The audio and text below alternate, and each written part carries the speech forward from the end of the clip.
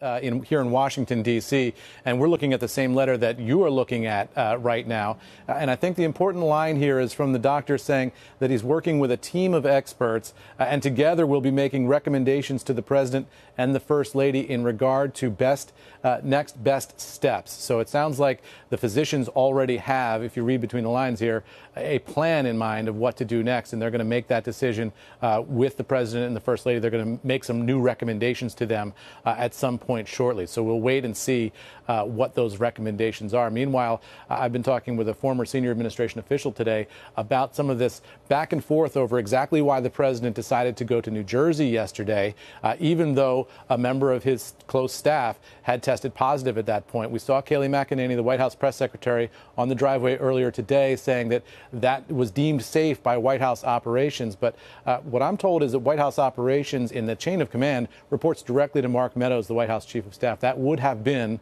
Mark Meadows' call, not White House operations, to proceed with that trip. So there's a little bit of perhaps some finger pointing here on who did what, but that would have been, according to people who are familiar with this process, that would have been a chief of staff call whether or not to proceed with that trip yesterday, despite what we heard McEnany say that the decision was made by White House operations. Shep.